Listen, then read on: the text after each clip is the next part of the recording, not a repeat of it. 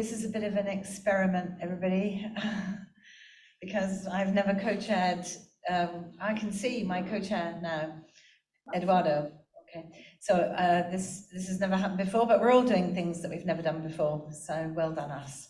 Okay. So Eduardo, I hope we can hear you. Yeah. I'm going to begin, then I'm going to take over. We're going to pass the baton between us for this first session for the keynote speakers. And we have 2 keynote speakers live. The others will be joining us online. Thank you. Eduardo, Thank you very much, Julie. I hope.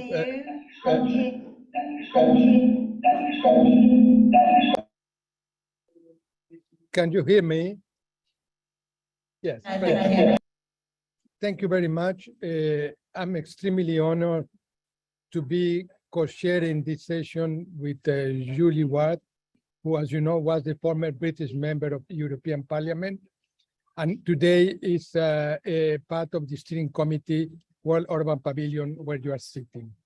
Mesdames, Messieurs, nous sommes très heureux de vous accueillir aujourd'hui dans ce magnifique forum organisé par le World Urban Economy Forum. Et avant de commencer, je vais passer la parole. I'm going to give the floor to Julie Ward. Okay. She can say some words about this forum before we introduce the panelists. Thank you very much, Julie. All right, so actually before I start, I just want to draw everybody's attention to the big parasol at the back of the room. This is the very first presence ever of International Child Press here in Canada. And we, this week, are making the very first newspaper edition of Child Press. And so those of you who are in the room, but for real, in person, please make yourself known at some point to Child Press. The young people there are going to interview you, ask you important questions, and then in the future hold you to account. That's what they do. Okay, and some of you online, I hope that you'll be open also for questioning. Okay, so the keynote session is really following and looking at the theme of the whole forum, which is sustainable urban finance. So where we live, where we work, where we learn, where we play, our cities provide many of us with the things we need on a day-to-day basis. How our cities function is becoming increasingly crucial for all of us, however, even for those who live in the countryside, as cities should be open to all. Meanwhile, goods and services go back and forth, one to the other, in a symbiotic relationship. We all want good housing, decent jobs within an easy commute, efficient transport, excellent schools, modern health facilities, access to culture, parks and open spaces. And we want all of this to be affordable. We want to know that when we grow old, we won't live in poverty and that we can continue to enjoy a good quality of life. Will we be able to put the heating on, to visit the library, to entertain friends? Will our families be able to feed and clothe their children, to go on a trip to the theatre? The energy crisis and the cost of living crisis that has hit many countries hard has demonstrated the urgent need for sustainable urban finance. On the back of the financial crisis, the refugee crisis, the COVID pandemic, and the ongoing climate and ecological crisis, we are facing new and urgent challenges that require fresh approaches to sustainable urbanism. And our keynote speakers will hopefully pinpoint some of the key issues we need to focus on and offer ideas and strategies to give us hope. So that's what I'd like the keynote speakers to address, to think about, and I hope they're coming with some really pithy and kind of focused points. So Eduardo, I believe you were going to introduce the first speaker, am I right? Thank you very much, Julie. Excellent points to start this. Can you hear me? Can you hear me? Yes, Eduardo, perfectly. Thank you, thank you. I'm very pleased that I can see all the speakers are connected. Thank you, Julie, for these excellent words. I would like just to add to this that urban economy and sustainable urban economy is not an easy equation. The world has changed a lot with COVID, space, cities, location, new demands, the need to think in terms of neighborhoods that are ecological, that are sustainable, and finance need to follow all this and need to adapt. And it's clear today that financial mechanisms that are local are somehow struggling to respond to all these needs. We would like to hear from speakers from their different knowledge, perspective, experience, their view on this fundamental topic of this keynote. And with this, I would like to remind the speakers that we have a very critical matter of time, and I will request to keep, please, the first speaker 5 minutes and thereafter 8 minutes to each one. And I would like, without further ado, to introduce Kamran Hussaini Spili, who is the Executive Director of the Urban Economy Forum. Kamran, you have the word and the floor, and please go ahead.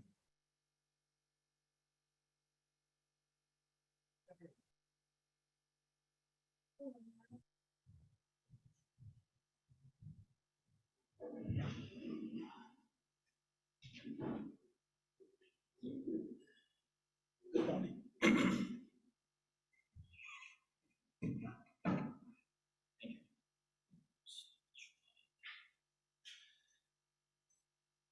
Good morning.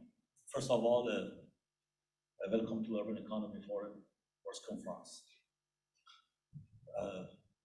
Many projects and programs exist in different cities, towns, and communities. These are designed and planned based on local, national demands. City departments are responsible for different subjects of city. Everything is under an urban management structure. City council and legislation underscore how they interact with the departments and urban actors in their jurisdiction.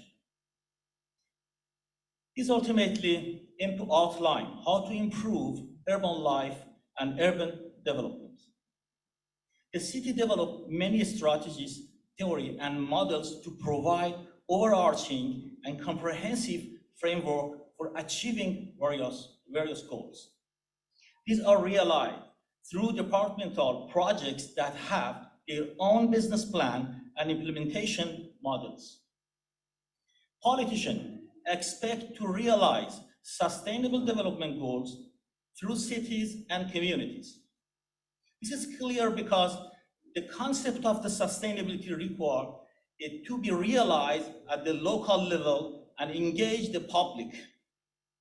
All urban subjects, gender equality, climate change, economy, and other concepts are related to the human settlements. The limitation is always resource and how cities can gender this resource through sustainable and practical approach. Cities can and different methods to realize their goals. City leaders distribute this resource influenced by the demand of local constitutions, natural and regional agendas. This is the status quo. It is agreed that many resources are still untapped and must be explored. It's necessary to re-recognize and reassess and observe all of the resources, which means we need to re-engineer all of the structure based on the new situation. In G7, U7, government came together to discuss the role urban society can play, try to provide solution for cities, and try to shift the urban paradigm through COVID-19. The current structure of cities and their related vision and mission, as well based on criteria such as outlined by U7 G7 2030 agenda for sustainable development, and particular its sustainable development goals 11, sustainable city and communities, and Goal 17, Global Partnership 2015, the new urban agenda adopted by third United Nations Conference on Housing and Sustainable Urban Development, Habitat 3 2016, the Paris Agreement 2015, the Sendai Framework from Disaster Risk Reduction 2015, the OECD Principle on Urban Policy 2019. How can we combine and compose a progressive and systematic structure that can monitor and assess this global agenda to be understood and realized at the local level? This matter must be communicated tangibly and practically so local leaders and the public can understand. This is a need to design a comprehensive system management tools with the BI platform for controlling projects and monitoring all of the operation layers of city that can integrate different urban criteria. With the appropriate algorithm and access to city data, it is possible to identify a strategy and action that will be significant benefit to improving urban well-being and prosperity. This would understand cities from a holistic approach that incorporate all components applies to national agenda. This dashboard needs to be founded on an analytic platform based on previously shared global agendas. This is tools for better urban management based on the urban data, global agenda, and analytics. It can be established through smart metrics, specific, measurable, achievable, relevant, and time-bound, and interact with all of the essential components.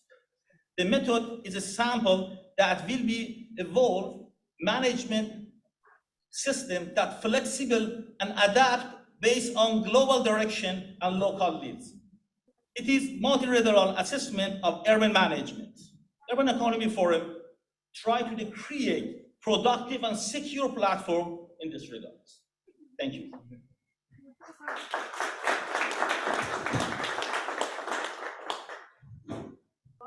Thank you very much to Kamran. Judy, please, would you like to make any comment about he said the stage of some of this important Eduardo, we can't hear you. So. Can you hear me? Yes, Eduardo. Thank you. Yes, we do. Thank you, Kamran. You have set the stage with very important comments about this, the need to respond to the challenges of cities, the multiplication, untapped resources and conditions. Because of time, I would like to give the floor to Julie to introduce my former colleague and director, Raf Tutz. Okay, thank you. So our next speaker is Raphael Tutz, or Raf Tutz, as we like to call him. He's Director of Global Solutions Division of UN Habitat, co-chair of the International Board, World Urban Pavilion here in Regent Park. I have a whole half page of amazing achievements, but I'm not going to read them out. I think you could Google and find out how impressive his CV is. Rafe, you're very welcome. The floor is yours. Thank you very much, Julie, and thanks, Eduardo, for this introduction. Guests, friends, and partners, it's my honor to participate in today's fourth Urban Economy Forum in Toronto. And in fact, I cannot imagine a better date than World Habitat Day to convene urban professionals, city managers, private sector agents, and civil society leaders around the timely topic of sustainable urban finance. I'm certain that by bringing together this unique mix of participants, we'll be able to find new and more effective ways of working together towards our common goals. So why is this topic of sustainable urban finance so timely and important? Cities and urban areas are the world's engine of economic development and an additional 2.5 billion people will be migrating from rural to urban areas in the next 30 years. And this will require additional investment in urban infrastructure and compound the already very large annual urban investment gap of several trillion US dollars. Already today, around 1 billion people live in informal settlements without access to quality education, healthcare, or job opportunities. And without this additional investment in urban infrastructure, we will not be able to meet the human rights of the urban poor, nor develop the economic potential of our cities. This would lock large parts of our urban population into unproductive urban forms and ways of life. And as we all know, once cities have grown in unplanned ways, it will be far more expensive to fix than if we build inclusive, safe, resilient, and sustainable cities from the start. So, why are we struggling to channel sufficient resources into sustainable urban development? On behalf of UN Habitat, I would like to highlight 3 key issues. First, we need to emphasize that there are in fact enough public resources to finance sustainable urban development. We are just not able to use existing public revenue effectively. The estimated global annual cost of corruption and loss of public funds amounts to $3.6 trillion. In other words, we lose as much in misappropriation of public funds as we would need to fill the annual infrastructure gap. The African Development Bank found that 70% of government budget across Africa are spent on public procurement. And unfortunately, a significant amount of that procurement spending is lost due to leakages and malpractice. These are critical stumbling blocks to any type of urban finance, and even more so to more sophisticated forms such as green bonds and vertical climate funds. Addressing this challenge and increasing the efficiency of public expenditure is not easy. We need to continue encouraging good governance reforms at all levels of government and work to increase the accountability of governments to their constituencies. We also need to support cities in prioritizing among different capital expenditure options. And at UN Habitat, we are supporting cities in taking more evidence-based decisions on how best to allocate their capital budgets. A second critical stumbling block for achieving sustainable urban development is more effectively raising local revenues. While many countries and cities can more effectively use existing revenues, there's also a need to grow the overall revenue flowing into public coffers. There are indeed significant revenue opportunities at a local level that often remain unleveraged. Anecdotal evidence from our own work suggests that most cities in developing countries are only raising 20% of their own revenue potential. And while the value of land in our cities is rapidly rising due largely to public action, the land value increments generated in the process of urbanization are rarely captured by the public to fund sustainable urban development. Addressing these issues would not only grow the overall revenue pie, but also generate governance dividends. Evidence suggests that cities that are more reliant on their own revenues are also more careful and accountable in how they spend them. More effectively using local revenue opportunities will require us fine-tune fiscal decentralization frameworks to ensure that the local governments have sufficient authority to effectively administer local revenues. And it will require us to enhance digitization and local capacity development initiatives. But perhaps most importantly, it will require us to strengthen the incentives for local government to make use of existing tax authority. A third and final bottleneck is attracting private investment towards sustainable infrastructure and service delivery. Estimates suggest that there is in fact more than 100 trillion in private capital, which could be channeled towards public service delivery. The challenge is finding bankable projects in developing countries with an acceptable return on investment, to attract that private capital. In Africa, in 2019, only 5% of total infrastructure projects were funded with private capital. And the total value of private investments in service delivery in Africa was just $5 billion. The value of public-private partnerships with cities as the contractual entity is just a fraction of that figure. So to channel additional private resources into sustainable infrastructure and service delivery, we need to create the right enabling environment, deepen the financial sectors, and decrease the cost of preparing bankable projects. At UN Habitat, we have joined forces with the United Nations Capital Development Fund to assemble a fused offering to cities with the ultimate objective to supporting them to attract sustainable private investment. We have launched an upstream project preparation facility called the City Investment Facility, which attempts to increase the visibility of potentially bankable projects and connect key investors with local investment opportunities. And combined with our own Sustainable Development Goals Cities initiative, we hope to incentivize cities to become more SDG compliant while simultaneously ensuring investors of the social and environmental impact of their projects. In conclusion, colleagues, I want to say that while the challenges are many, I do believe that we can find ways to collaborate more effectively and strategically, to use public resources to address these key constraints and to move in the right direction at increasing speed.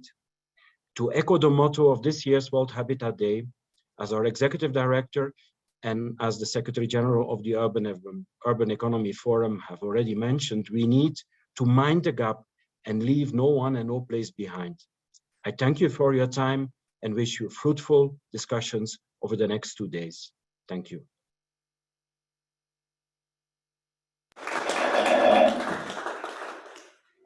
Thank you very much, Rafe. I think you draw attention to some really important statistics there. Some of them are quite terrifying, but also talking about demographic changes, which we're going to have to deal with. Eduardo, I believe you're going to introduce the next speaker. Thank you very much. Thank you very much. I would like before introducing the next speaker to take 3 of the points of Raf that are extremely important for this discussion.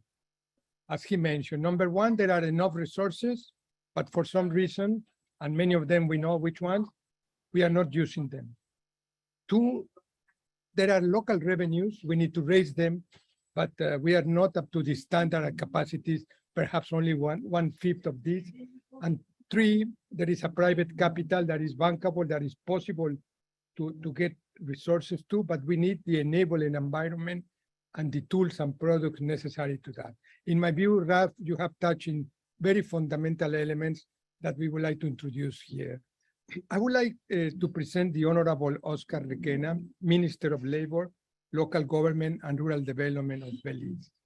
The Honorable Minister Requena has a wonderful CV, but also because of time, I would like just to give the floor to him. And before doing that, for those that are looking, to say that today we are extremely happy to have the World Urban Pavilion functioning, as you can see in this image. It's a great space, and it's a wonderful combination with the World Economic Forum. I'm very pleased that all these people are sitting there. Thank you very much. Honorable Minister, the floor is yours. Thank you very much, Mr. President and Chair and Co-Chair of the session this morning. Protocol having been established, a pleasant good day to one and all. Kindly allow me to extend warm greetings from the Prime Minister of Belize, the Honorable John Briceño, the government and people of Belize, and from my Ministry of Rural Transformation, Community Development, Labor, and Local Government. For those of you who have not yet visited Belize, let me use the opportunity to extend an invitation for you to visit, and to those who have, let me urge you to return real soon. Our Belizean hospitality is second to none, just like the abundance and the beauty of our flora and fauna, our ridges and reefs, so too is the warmth and welcoming enthusiasm of our people.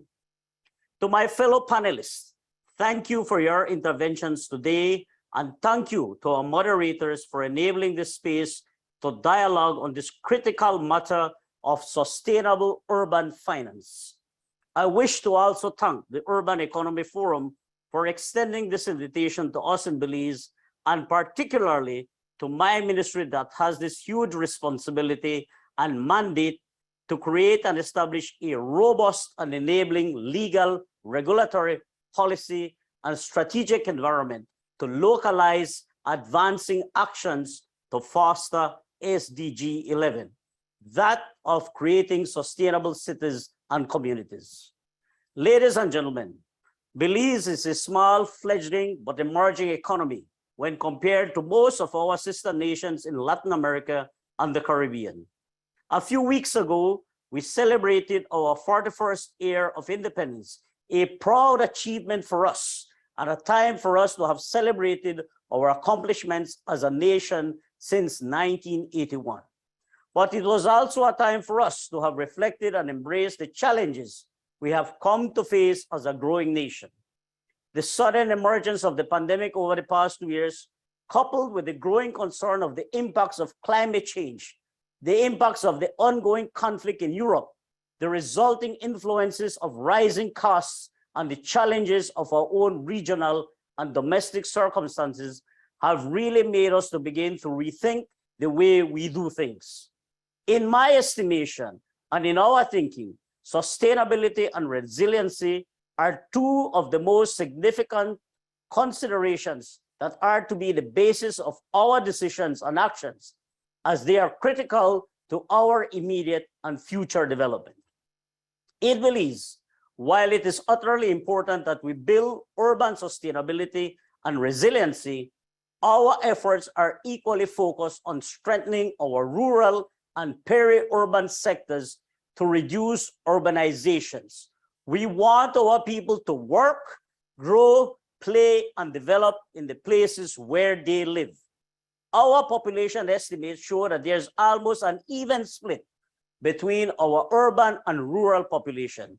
Notwithstanding, we do demonstrate a pattern of urbanization, which is a characteristic of our Caribbean Smile Island states. Consequentially, the vulnerability in the urban spaces continue to be worsened by the challenges associated with our inherent low coastal zones that continue to be subjected to sea level rise, informal settlements arising out of urbanization, heat stress, and heavy precipitation resulting from global warming, economic conditions, and the general characteristics of most of these sites. To adapt and to mitigate these vulnerabilities, municipal governments are called to deliver improved services with the aim of enhancing all elements of the urban space. However, the limits of the financial position and fiscal space of and for urban governments to address these increasing challenges are significant deterrents for advancing this aim. Therefore, it is necessary that the approaches to achieving sustainability and resiliency must be all-inclusive, participatory, collaborative, evidence-based, data-driven, and innovative. So the question is, how do we get there and how do we do it? An all-hands-aboard approach must be the answer.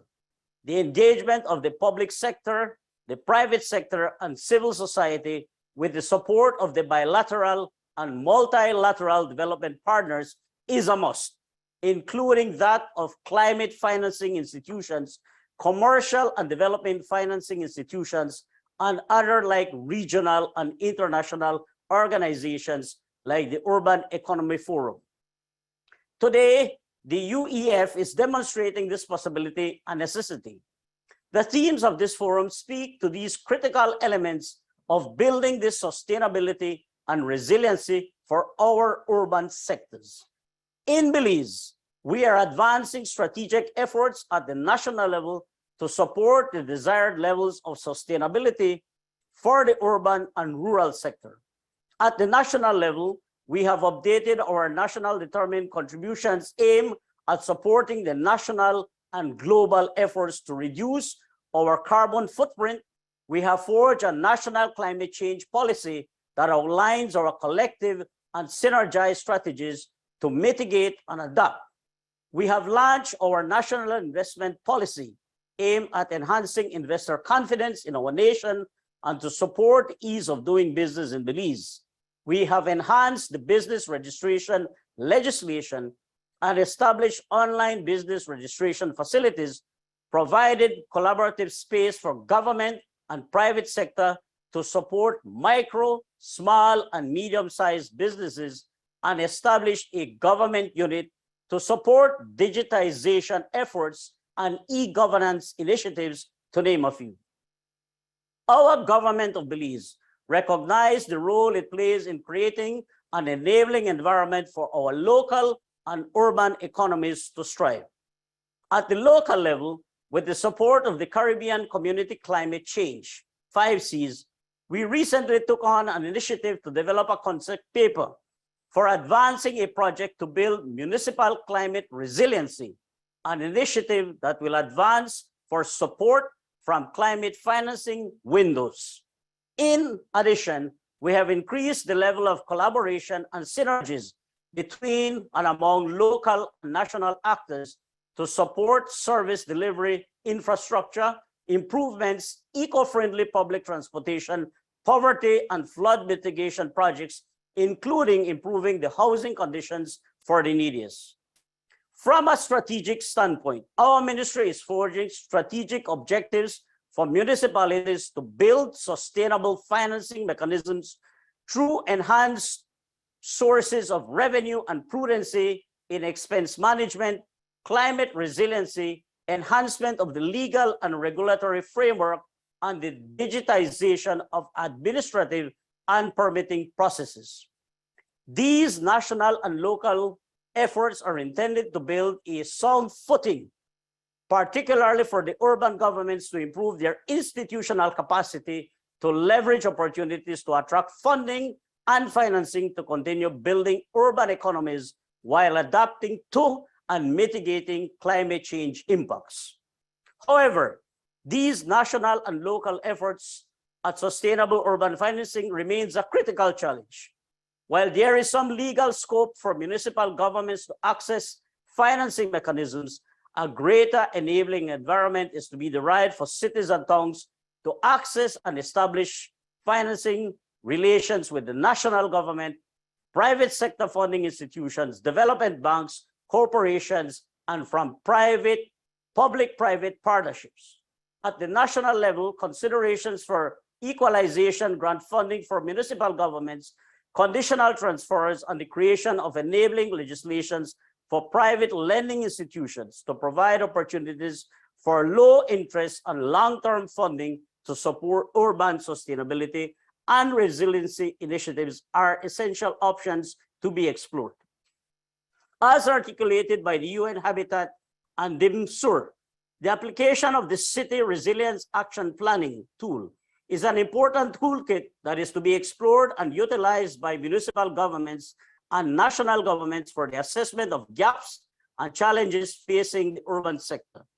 We have recognized, as the city rep would have assessed, our challenges in the urban sector that ranges from limitations in the scope of the legal framework to support strong governance, planning limitations from a legal and human capacity standpoint, the inability to deliver enhanced services as a result of limited access to sustainable financing, the state of the urban economy and society, and the limitations in competencies to support disaster risk management. This forum, over the next 2 days, will demonstrate to us in Belize that some of the additional considerations we are to explore if we are to build sustainable and resiliency in the urban sector that is so necessary for our future. For this, I am grateful. Ladies and gentlemen, our time is not indefinite. Our obligation to our people, our world is now. We must be and we're prepared to take bold steps to make our future better. There are generations to come that will scrutinize the work that we will do now. My fervent hope my fervent desire is that they would have said, we did a good job to secure their existence, and so they too will inspire to take up the mantle to ensure that all our cities and urban spaces and communities are sustainable, resilient, and strong. This is the pledge of our government of Belize as our commitment to our people, our region, and our world. Ladies and gentlemen, I thank you, and may we have a very fruitful 2 days forum. I thank you. Thank you very much, Honorable Minister. Thank you very much, Oscar. Julie. I'm really proud that Urban Economy Forum is a very inclusive community, and that puts the voices of the global majority front and center. And it is countries like Belize which will be suffering more the effects of climate change. So I think it's very important that we listen to that, take that on board. Also, your focus on the two key issues, really, sustainability and resilience, and the linking of very local government to national government, and taking on board and imagining how we are going to deal with this, with both urban and rural communities, which is something I alluded to when I began the session. Thank you also for your consideration of future generations. I think this should be a common issue for all of us to take into account.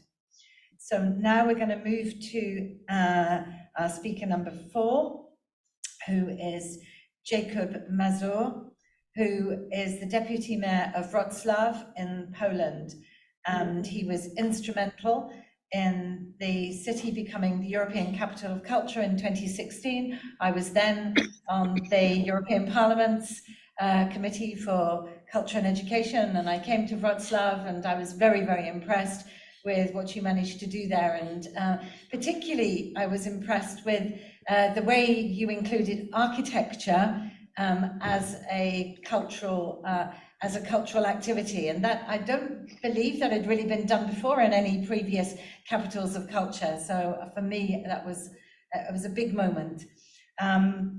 Jacob is also president of METREX, which is the network of European metropolitan regions and areas, and he is now a member of the international board of the World Urban Pavilion here in Regent Park. Jacob, you're very welcome. The floor is yours.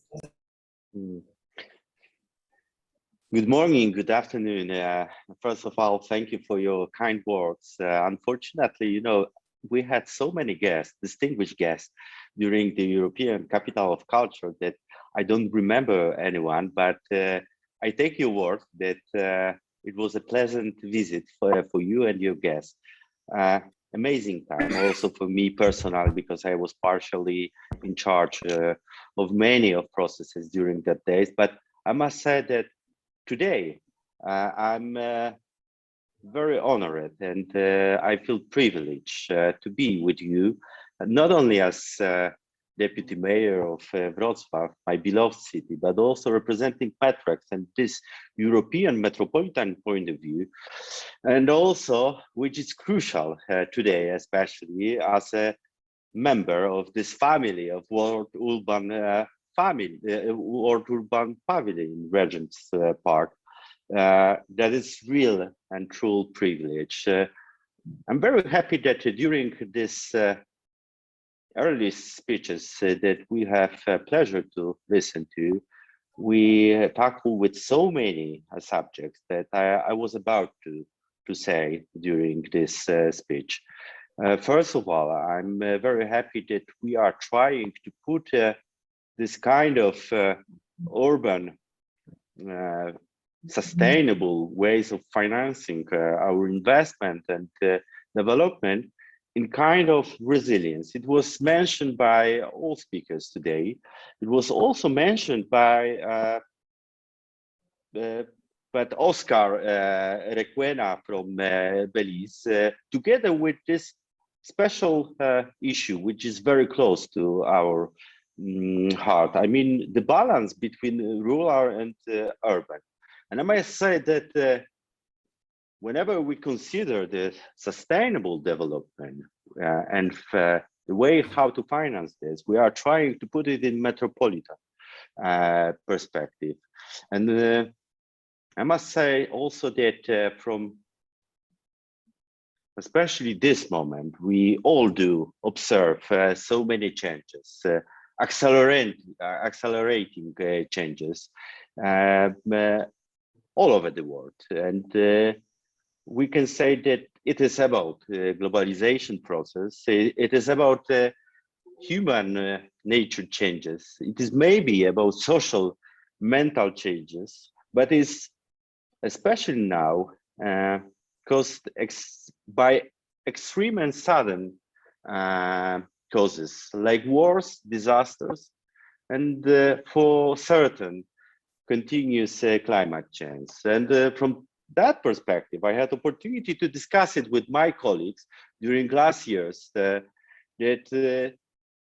in many processes we have huge influence, but in so many we are about just to reduce this risk and mitigate or maybe adapt to those changes.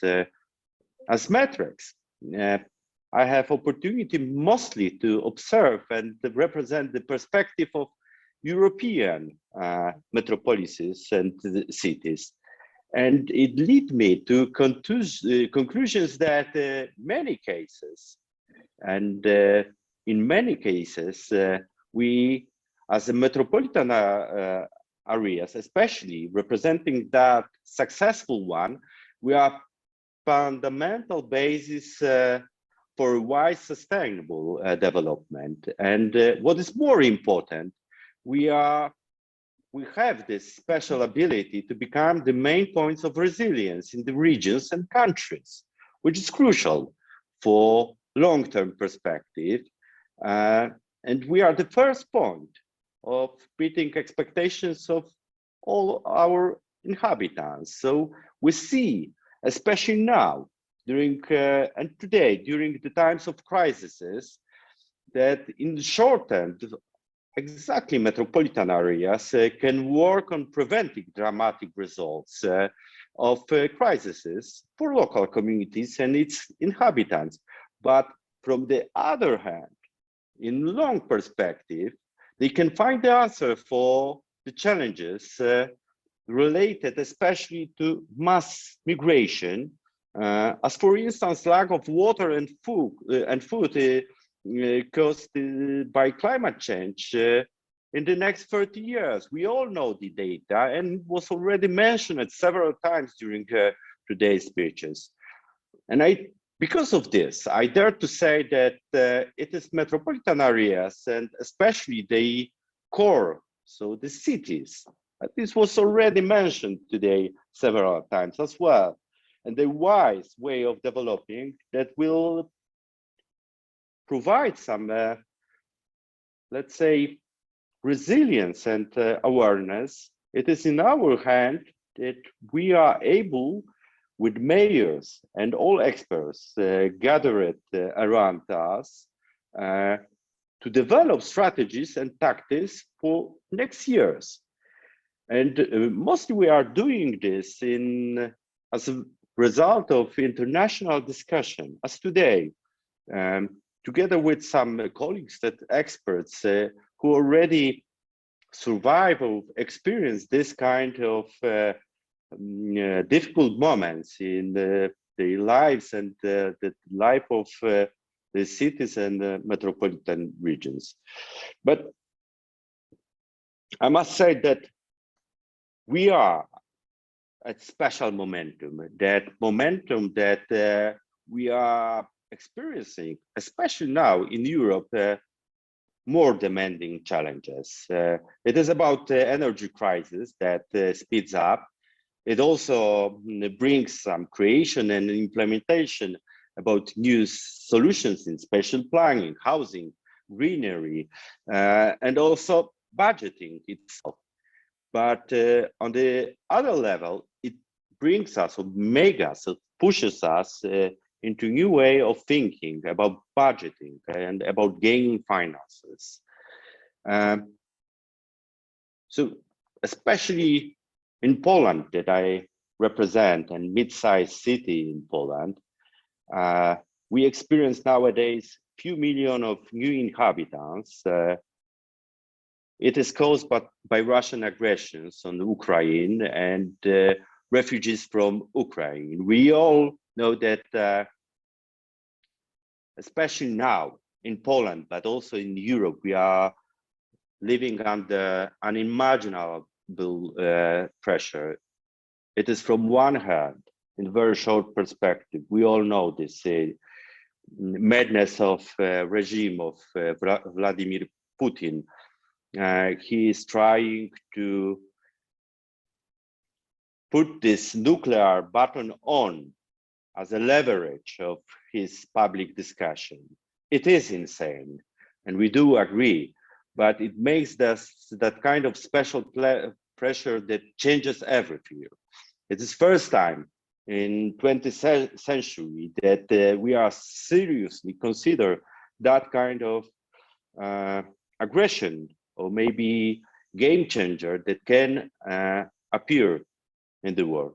And from the other hand, we all know that according to data coming from reports, that in next decades, and according to climate change, people from Asia and Africa will migrate. It means a lot of new immigrants looking for water, food, energy, and it might happen very soon. Geographically, here in Poland, here in my city of Wrocław, but here also with many colleagues from the European metropolitan regions, we feel ourselves put in the first line. So therefore, our preparation and being resilient, maybe this test that we are experiencing right now, with huge amounts of and thousands and hundreds of thousands and millions, according to Polish situation, of immigrants, is a good test for us to become resilient. We see a lot of chances and opportunities in this momentum, specific one. But at the same time, because what we are experiencing, especially here now in the Central Europe, I must say that we get mature, we grow with this mindset that we have to change our tools, we have to change our way of thinking in preparation of new strategies, tactics, and policies. It is completely new way of thinking about becoming and financing our development. Basically, I have to say that from perspective of many metropolitan regions, many mayors, local authorities, we know what to do. We know what needs to be done. We are prepared to put in action those policies, so maybe to create it in a continuous way, to become resilient, to adapt to these extremely rapid changes that we are experiencing now. And it is sometimes, in spite of opinion, or maybe in opposition to interests of our short interest of inhabitants that are voters. So we are thinking not about political goals and elections. We are thinking about long strategy. But what do we need to put this bold vision into action, especially considering this kind of becoming resilient, not only for us, for present inhabitants, but moreover and mostly for generation of our kids and next generations, because this is the real task we are thinking of. So I just put several points. First, as we are talking about the main topic, it is money, but it is more about instruments that we can build together with private and public partners in long-term partnership, where also with financial institutions that understand the need of becoming flexible, this agile momentum of our existence, and all this going along with public finance discipline, which is crucial and which constitute our existence as local authorities. So we need to have this special approach in terms of build this long-term international partnership with financial institutions to understand this limitation that we have. The second one, which go along with this, is political impact and political support on many dimensions. It means a global one, but it also goes along with European Commission, European Parliament, state governments, and every stakeholder should be and has to be involved in this process to create legislations that supports us in becoming resilient, in financing those tools and solutions that can provide those essential basement to accept all those challenges that we see and we are sure are going to happen very soon, especially when we consider the data and next decades of global changes. The third part is knowledge, and the fourth part connected with this platform. So it is essential to exchange this knowledge, and maybe especially those sophisticated tools that all cities, regions, countries experience and may be implemented with success or with failure in previous periods, just to share this knowledge and to have, let's say, fast track to put into life this special, efficient way to become resilient. Because for sure we are short with time. We have no time, as Mr. Raf Toots said. We have to definitely act now because the time is now. And let me say the final conclusion that I believe that all this can be found internationally in metropolitan regions and in this special balance that is between rural and urban areas that provides unique solutions for all inhabitants, present and future one, for those newcomers who are about to appear in our cities, our urban and rural areas, but also in our countries. And we have to face it, and we have to accept this, and we have to be prepared for this. It is our obligation to be prepared for this in the name of our present inhabitants, but also in the name of all human beings, in the name of solidarity that we are experiencing every day, not only in Poland, not only in Europe, but I must say that because of close connections to many of you, I have this special feelings that we feel united. And after what I heard during today's initial speech and my previous colleagues' speeches, I'm sure that we have common goals. We have one opportunity window to fulfill our obligations. And we treat it as an obligation, but also great honor to change the world for better, not only for our inhabitants of our small countries and homelands, but also for those who are in need. Mr. Thank you very much. Thank you very much. Thank you very much. Mr. Masur, thank you very much for your profound comments and recalling to all of us the importance of metropolitan regions and also the need of a long-term perspective to finance. And I was very sensitive, as your colleague Hen Bowman mentioned how your city has become a very important place for more than 350,000 refugees from Ukraine. For a city of only 640,000, it's a marvelous empathy and social and political response, as you put it. To recall everyone that Wrocław is a cultural and economic university and tourist center of the southeast of Poland and one of the most antique cities of your country. And of course, all these will bear a very important financial, but also sustainable elements. I would like just before I give the floor to the next speaker to mention that in the chat, Vinay Anand, it's saying that metropolitan cities of India are becoming unsustainable.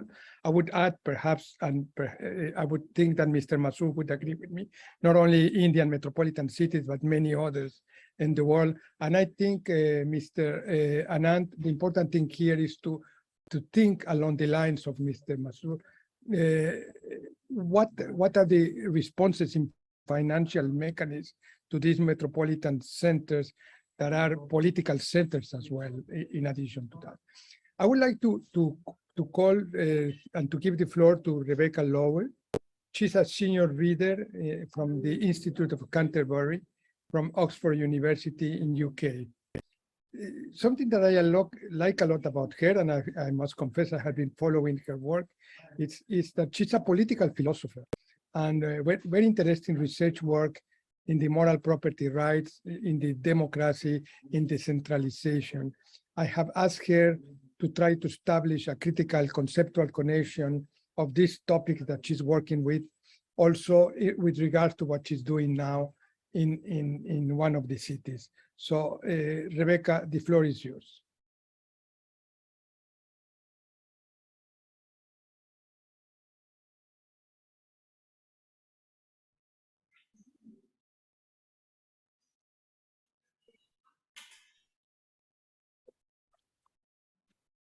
Thanks so much. I should clarify the Canterbury Institute is independent from Oxford University, although it is associated with it. Thank you so much for the introduction. I'm going to use my time today, as we just heard, first to discuss the notion and value of sustainable urban finance, then in that context to discuss one particular approach to the financing of local public goods. I should say that as a political philosopher, to me it was a kind of obvious starting point to think about the kind of conceptual content and value of this notion. But I'm also aware that, philosophers' obsessions with conceptual analysis can seem a bit arcane. So I was delighted to that end to just read in the concept note at the beginning of Appendix A, which is always where you find the important stuff. It says the concepts of sustainable urban economy and municipal finance need to be identified. We need to recognize the concepts, definitions, and foundations of the core concepts. So to that end, I'm reassured that I'm doing something relevant, and hopefully I can play a useful part within the division of labor of this forum today. So the opening point I want to make is that sustainability isn't good in itself. There are plenty of things in themselves that it would be bad to aim to sustain: bad regimes, bad habits, bad state of affair, and so on. So I'm assuming that the notion of sustainability we're all interested in here is something more like the sustaining of relevant good things. Beyond this, it seems clear that certain goals relating to certain economic goods are recognized within the standard notion of sustainable urban finance that many of us here have encountered. It's a notion that, with reference to the Sustainable Development Goals overview, entails, for instance, sufficient resources to provide universal access within a locality to adequate housing, transport, green spaces, and so on. In this context, when we talk about sustainable urban finance, I think we mean the kind of finance that minimally ensures that goals pertaining to these goods are met. Nonetheless, sustainability in this sense that we're interested in here, or at least sustainability of the kind that I think we should be interested in, surely doesn't pertain to efficiency maximization. I mean, to use an overly heavy example, a classic philosopher's example. Sorry, can I get someone to help me move this, because I can't see what I'm reading? Thank you so much, so kind. That is perfect. Wonderful, thank you so much. Thank you so much. So as I said, sustainability surely doesn't pertain, at least within this kind of notion, to efficiency maximization. I I mean, to use an overly heavy example, a classic philosopher's example, let's imagine that the economic goods that are needed here would be optimally brought about in efficiency terms by central government imposing something horrible on the people of the local area. The forcible selling of their organs, for instance. Now this approach, let's call it a horrible approach, could well be sustainable in the sense of being able to be maintained as long as enough people kept being born and so on. But clearly the fact that the horrible approach within our thought experiment would optimally bring about the resources necessary to provide universal local access to adequate housing, transport, and so on. Clearly that would not justify such an approach being enforced by the central government. So one of the reasons for this is that the horrible approach would not only be against, pretty obviously, against the overall interests of the citizens, it would also violate their rights in various ways. It would violate their rights in the obvious sense of violating their bodies. But the state here would also be failing to recognize that people are agents with the right to determine their own ends. And this includes when people live together as groups, whether those groups are chosen or happen to come about where you live, the right to determine how they live as a group is a right in various important ways. And this is a key requirement of democracy. It's something that's constitutive of living democratically. This idea that we decide as a group how we live. Now, this doesn't mean it's a total free-for-all. There are basic preconditions to be taken into account. The general recognition of certain equally held moral rights, for instance, beyond that right to determine one's own ends. But our capacity as human beings to combine intention with action, to rationalize, to deliberate on our own and in groups is something morally significant, to the extent that it's reflected in and protected by various moral rights. Now, group decision-making is also instrumentally valuable, of course. When we think about the common good, in the sense of the particular good of any particular group, it seems clear that the members of that group will have privileged information about the content of that good. To this end, there's a nice focus on the epistemic benefits of local decision-making in last year's Brampton resolution. The resolution document refers to members of local communities as knowledgeable stakeholders. And it states that, I quote, "Many solutions for urban challenges arise at the local level because the local level has the greatest understanding of their situation." What I think we really need to emphasize is that beyond these considerable epistemic benefits of tapping into local knowledge is something even more important. The further idea that people in local communities have the right to be involved in local decision-making grounds, I think the Brampton claim that, I quote again, "Governments should provide opportunities for knowledge and education of different approaches, perspectives, and traditions." And that quotation is found under the heading "Dignity and Respect" in the Brampton Resolution document. And this, I think, reflects the idea that local people should have a voice in local decision-making, even when this does not lead to the most efficient outcomes. After all, providing opportunities for different approaches means respecting approaches that, in purely outcome-based terms, will not be optimal in efficiency terms. Again, this doesn't mean that efficiency or the goods we want to be brought about efficiently must be thrown out of the window. We can still set valuable goals relating to those goods, including baseline requirements. But it does mean that those goals cannot be the full picture. Rather, it means that local decision-making, the empowering of local communities, to use the Brampton language, should be recognized as good in terms of something beyond its good outcomes. This kind of thinking reflects a commitment to the principle of subsidiarity, as understood in an Aristotelian sense. Subsidiarity, to Aristotelians, is not limited by the need to provide better or more efficient services. That's how good that goal is. Rather, at its core, it's about the interrelation of justice, the common good, and the value of human autonomy. Along these lines, the contemporary political philosopher John Finnis defines subsidiarity as shorthand for, I quote, "the principle that it is unjust for a higher authority to usurp the self-governing authority that lower authorities, acting in the service of their own members, groups, and persons, rightly have over those members." On such an account, the horrible approach I outlined earlier is unjustified not only because it represents the state harming people and treating them as a means to an end. That approach is also, albeit relatedly, unjustified because it represents the state usurping those people's rights to form and contribute to the direction of local decision-making bodies. I'd like to finish briefly, therefore, by just focusing on one key approach on which at least some of the good goals of sustainable urban finance can be brought about in a way that reflects this principle of subsidiarity. This approach is fiscal decentralization, that is, tax policy being set at as low a level as possible. Now, fiscal decentralization seems to me a crucial area of focus within the remit of sustainable urban finance, because the kind of sustainability that we're looking for here must, I think we agree, ensure sufficient resources to provide universal local access to certain public goods, including transport systems and green spaces. And as public goods, these are goods that must be brought about through collective action, through collective finance, not least through tax revenues. Now, there are many strong arguments backed up by international evidence for the increased economic efficiency and growth stimulation of genuine fiscal decentralization. This is particularly when revenue-raising powers are devolved alongside spending powers. Indeed, the uncoupling of the two, as you can see in the UK, probably the UK is a massive outlier to this extent. So the uncoupling of the two has been shown to be more likely to result in worse economic consequences. Classic arguments in favor of fiscal decentralization suggest it leads to more overall and local economic growth, the better matching of services to local needs and preferences, that's that epistemic point, greater efficiency, greater competition, and the advantages of experimentation, increased productivity, and tax-based growth. Again, however, it is not necessary for the case for fiscal decentralization to be made on the basis of maximization. Rather, it reflects the principle of subsidiarity. So yes, it seems likely, highly likely, that proper fiscal decentralization, focused on revenue raising as well as spending, enables local knowledge to drive policy in an epistemically privileged manner. But it also reflects the right of local people to direct local decision-making, even when the good ends this brings about could be achieved in other, more efficient ways. Thanks very much.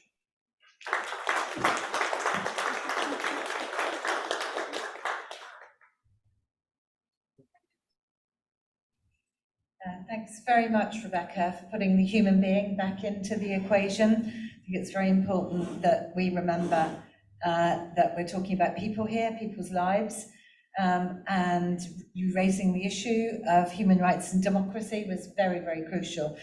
We mustn't forget that when we have these deliberations. We're running a little bit late, so I'm going to move on to introduce our final speaker, Matti Vanhanen, who is a member of Parliament and former Prime Minister from Finland. And Matti was also a member of the Council on the Future of Europe, and that has been a very important initiative that has been ongoing for the past couple of years. So, Matti, the floor is yours. Is this a pre-record? It is, okay. So we're going to listen to a pre-recorded message from Matti Vanhanen.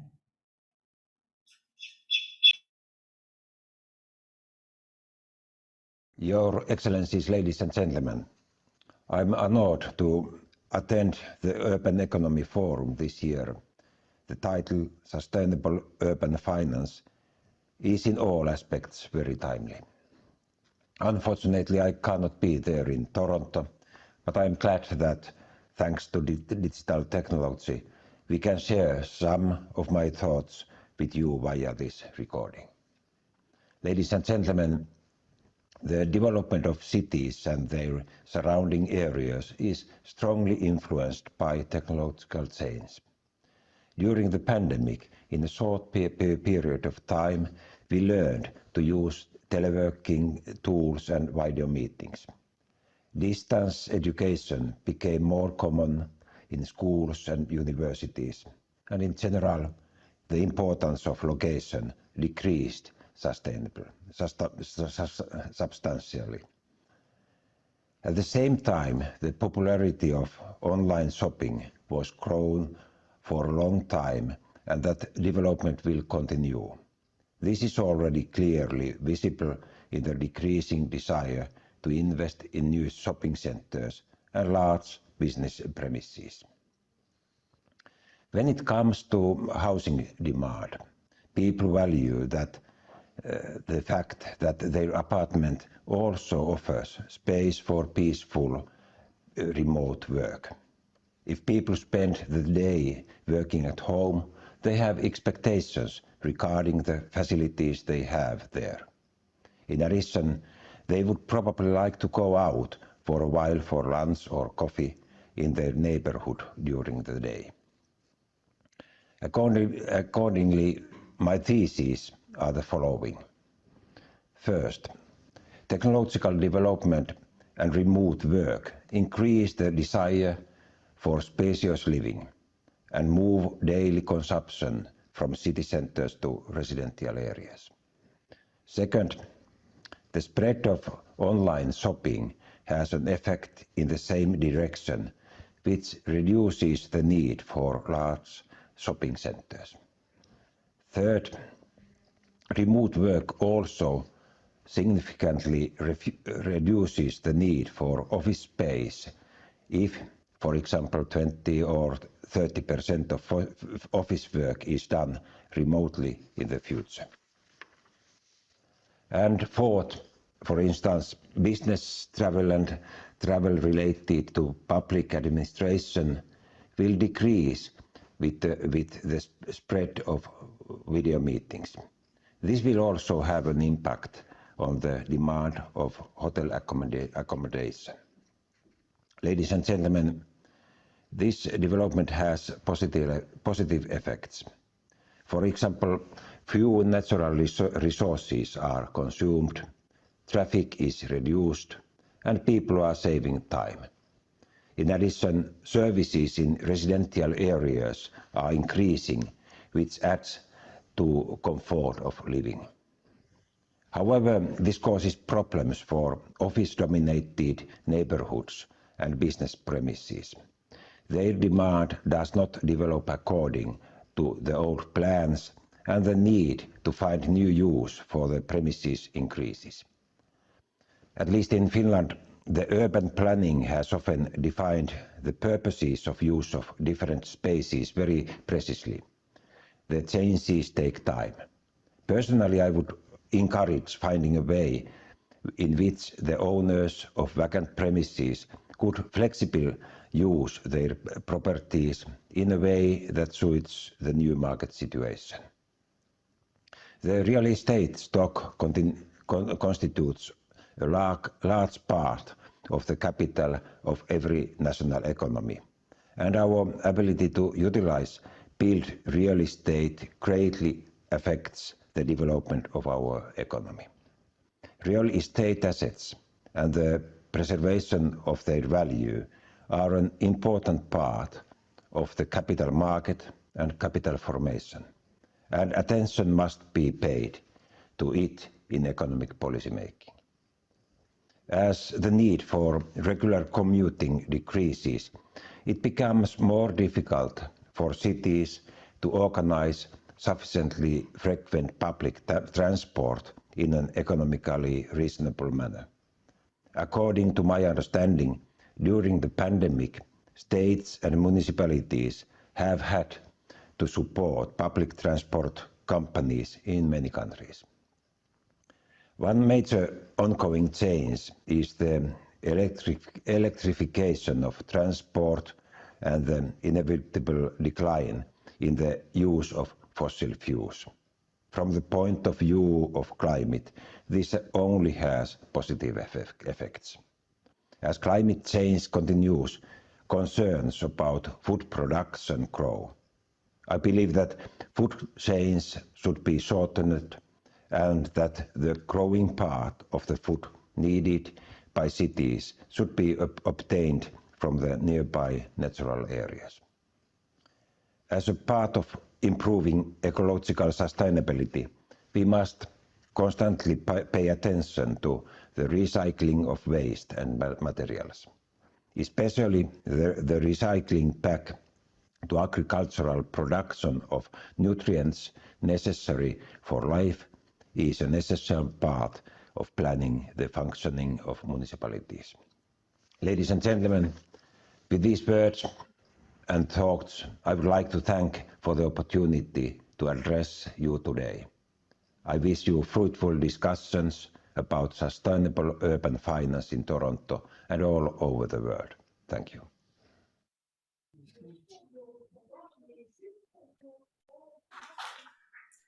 Thank you. Judy, please. I hope that although Matti isn't with us right now in this time, that he will hear of and get the messages and the conversations that we're all having together, and he's a very important part of our forum. We are running a little bit late, so I am going to move straight on. That was the final keynote speaker. I hope that they've all given you a lot of food for thought, new concepts, new ideas, but also an urgency that we do have to act. I'm going to move straight on to introduce Patricia Canales.